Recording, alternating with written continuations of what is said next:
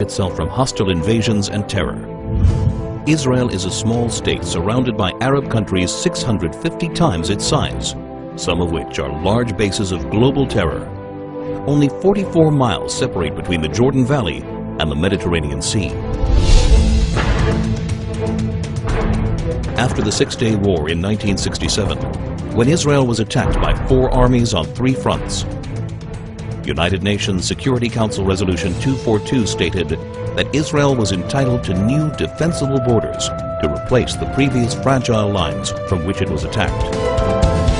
What are Israel's defensible borders? What are its essential security needs?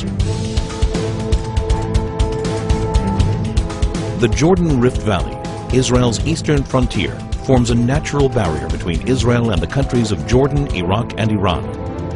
The Jordan Valley rises from an area that is 1,200 feet below sea level to a hilly ridge of up to 3,000 feet, creating a steep 4,200-foot virtual wall opposite any force attacking from the east. The growing threat of global jihad activity near Israel's borders requires it to prevent infiltrations of terrorists and weapons. When Israel left the Philadelphia corridor in Gaza, it became a highway for the infiltration of terrorists and the flow of hundreds of tons of ammunition and weaponry from all over the Arab world, aimed at Israeli civilians. The Jordan Valley is the equivalent of Gaza's Philadelphia corridor in the West Bank. To defend itself, Israel must retain control over the Jordan Valley.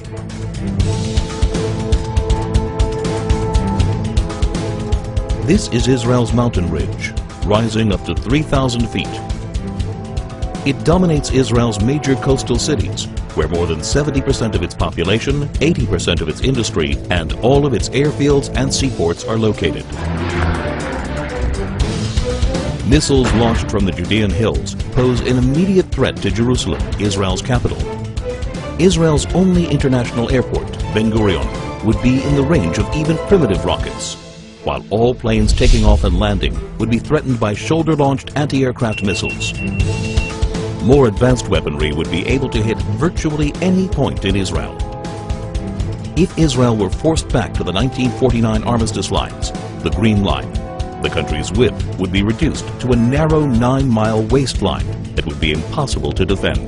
That's why any future arrangement must include Israeli control over key areas of the mountain ridge and a demilitarized Palestinian state. Israel's narrow borders means a combat aircraft can cross the entire country in under 4 minutes. In less than 2 minutes, an enemy plane could penetrate the country's airspace via the Jordan Valley and reach Jerusalem.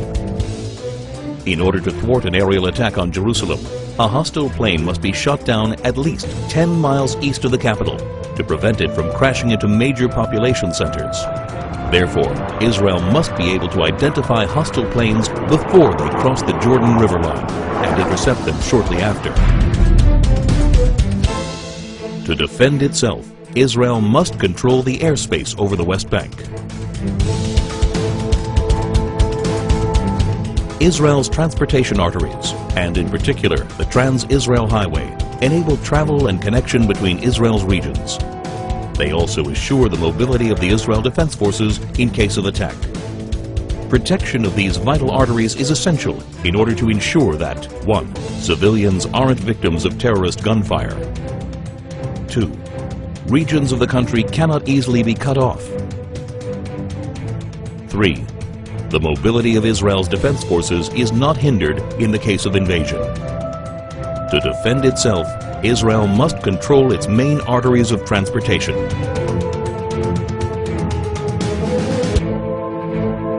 There is enormous uncertainty about future trends in the Middle East. Iran is determined to become the supreme power as the U.S. withdraws from Iraq. No one can guarantee the future of many of the current regimes in the region. Today, more than ever, it is crucial to ensure defensible borders for Israel.